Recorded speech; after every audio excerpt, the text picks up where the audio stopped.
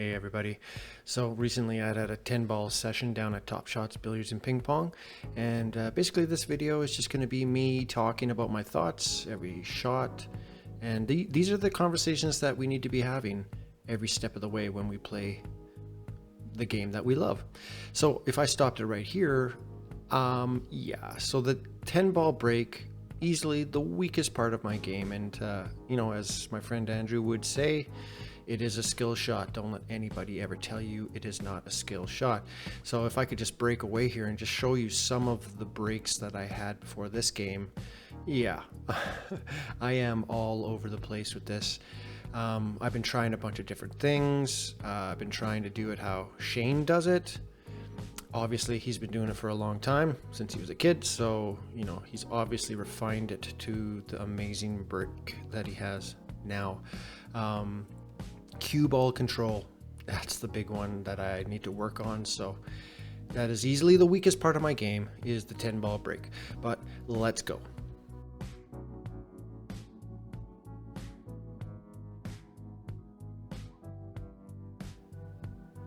So as you can see, I completely lose that cue ball. I was actually lucky not to even scratch, but I made the 9 ball, so I was really happy with that. If I freeze it right here, let's take a look at what I actually have and what I'm dealing with, okay? So the 9 ball went down, so I'm dealing with 8 balls. The 10 ball is over by his lonesome, over on the right side of the table. If we zoom in here and we take a look at where the 2 ball, the 1 ball, and the 3 ball are situated, they're all very close. Actually, the 4 ball, the 5 ball, the 7 ball, everything is very close. So what I end up deciding to do is actually doing a little tiny poke stroke to take the 1 ball down to the corner, and just a little bit of juice to come back for that 2, and that'll give me perfect shape to get on to the 3. You'll see that when I talk to myself, of course, we're always playing 3 balls ahead. 3 balls ahead. Identify your trouble balls. So what is my trouble ball? Absolutely, the 6 ball is my trouble ball, right? The 6-8. I have to figure out what I need to do with that.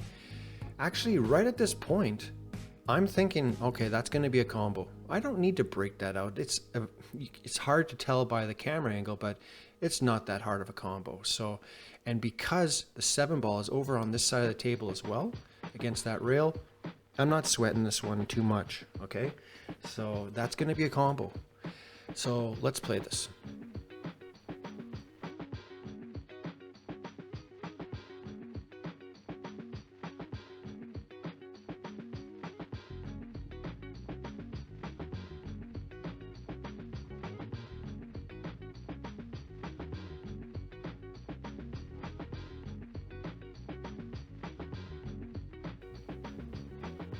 And actually it works out perfectly for me. So I'm really happy with the outcome of that shot. Now I'm on the 2 ball. I need to get onto the 3 ball. So you saw me, I just checked, and that 3 ball goes to the side pocket. So that's the pocket that I am playing shape for. All right, after the 3 ball is the 4 ball. Okay, so the number one thing I'm thinking at this point here is I do not want to be on the right side. If you're looking at this 3 ball here, I do not want to be on the right side of that 3 ball. I want to be on the left side. Why?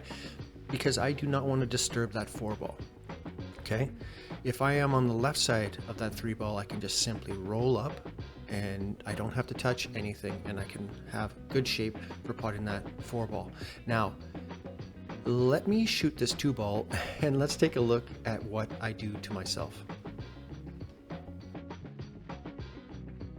Actually, you'll see me walk over and grab my extension here because it's in that sort of zone where it's extension time, right? From anywhere from those side pockets on basically to where this cue ball is. Anything further, you're starting to flirt with using the rake time. But for me, I decided to go grab my extension here. And look what I did to myself. And I honestly, in my mind's eye, I had discussed with myself, do not be on the right side of that 3. And sure enough, I am on the right side of that 3. So now I have to contend with potentially coming into that 4 or touching that 7 ball against that rail. Hard to tell again from this camera angle, but there's not enough angle there to actually touch the 4 ball, which is a good thing, but it's unavoidable for me not to touch the 7 ball over against that rail. So I decide to play a little bit of top right, like I'm right against the rail too, which wasn't exactly planned. So I can only hit the top side of the ball, but I hit a little bit of top right, and my plan is to hopefully come to the right side of that 7 ball, and then that spin juices me off of it, and then I come out for nice shape on the 4. And then basically, because I put myself in this situation, I have to hope that that 7 ball doesn't mess me up and mess up my 4 ball. You know, it could, after I touch it, come right in line with the 4 ball and mess up my shot or freeze to it. So this is actually a really risky shot, and the only person I have to blame for this is me, because that was a really sucky, shapy shot that I just left myself. And I make the 3, and I actually double kiss off that 7 and leave myself a very, very thin cut on the 4. So as I come down here, I'm just taking a look at that combo again. I'm thinking 3 balls ahead, right? So what am I thinking to myself? Well, can I make this 4 ball? Yes, I can. I can cut this in, but it is an extreme cut. Okay, so for me to make this extreme cut, I'm going to have to cut it very thin. I know that. I'm going to have to hit it relatively hard. I know that.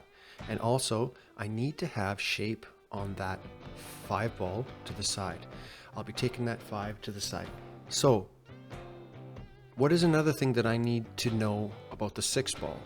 Okay, at this point, I have decided that I need to have a very specific shape on the 6 ball. We're going to talk about it in a bit, right? What do you think that shape has to be? I've already told you earlier that I'm going to be comboing this 6-8. So make less work for yourself. Don't make it hard on yourself, okay? And that's what we're going to find out about this 6 coming up. So let's roll it.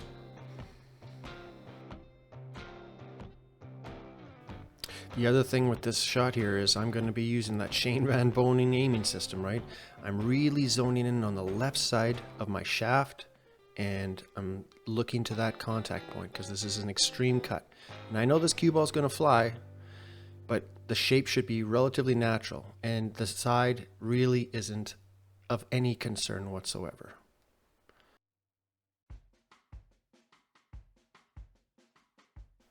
Okay, perfect. Really nice outcome here, right? So I've got my shape on the 5 to the side, and now I need to be thinking about how I want to come on the 6 ball. So what do you think I'm thinking in my head? Where should I take this cue ball? Do you think I should stop it? Do you think I should roll it forward? Do you think I should pull it back a bit? Okay, I'm going to be comboing this 6 ball. What do you think is the easiest? Well, I am going to be pulling this cue ball back for one specific reason, okay? I don't want to make my shot on the 6 ball, the combo, harder than it has to be. But this is an easy combo. You may not be able to tell from this angle, but it is relatively simple. But I have to get shape on the 6, right?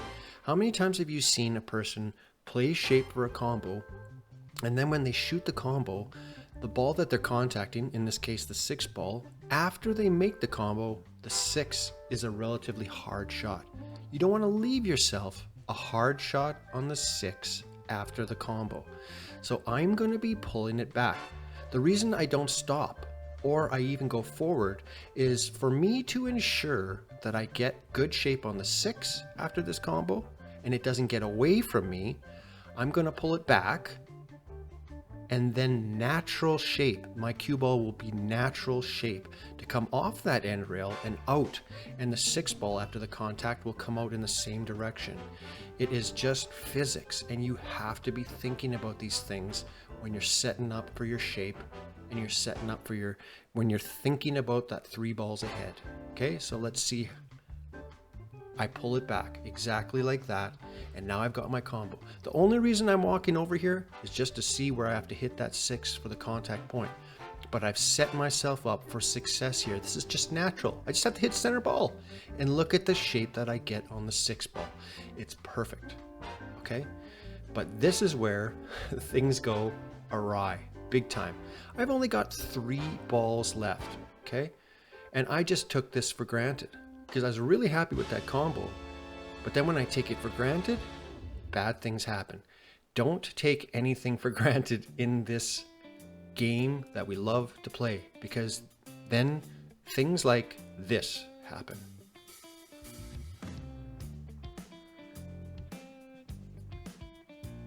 I juiced this way too far back. I mean, look where I am. I'm where I want to be if I was shooting the 10 ball. I'm not shooting the 10 ball right now. I am shooting the 7 ball. So what am I thinking here? Well, you know, it's close enough to the rail that I can pull this straight back and still stay on that side of the table, right basically where my bridge hand is. There's a little bit of angle, so it's probably going to be closer to the 10 ball, but I can keep it on that side of the table. This is not an ideal shot, but I've placed myself here. And why did I place myself here? Because I took it for granted. By rights, I should have been a whole lot closer, and I should have had a proper angle to potentially give myself the assured shape on the 10.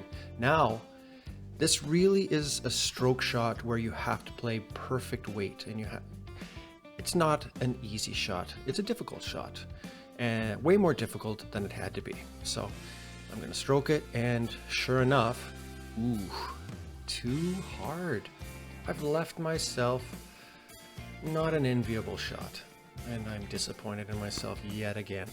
So I have got 2 decisions here. I can cut it, which I'm looking at right now, and I can make that shot. I absolutely can make that shot, but I have no idea where that cue ball is going to go. So I decide I'm going to be doing my banks and kicks system, and it's very important right there that you aim for the diamonds. If you've not seen that video, absolutely, I'm going to put the link in the description. I'll throw it up in the corner there. Watch the video after this video if you don't know what I'm doing here. And I'm going to set myself up, and I'm going to pot the 10 ball right in the heart. So huge bailout, huge bailout. But yeah, that is basically it, everybody. These are the things that we need to be talking to ourselves about constantly. Are you thinking those 3 balls ahead? Okay.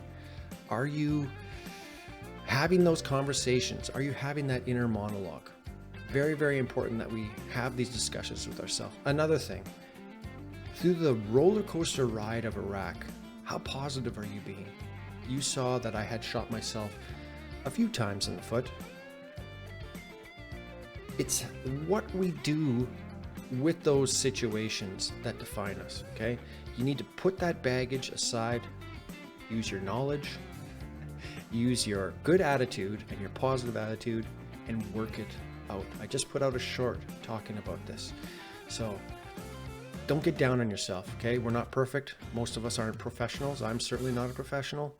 So let's work through it and always be working. So that is everything. Thanks for joining me on this video. If you have not subscribed to my channel, by all means, it means the world to me if you do such a thing. In the meantime, in between time, I will catch you on the flip side. Check you later.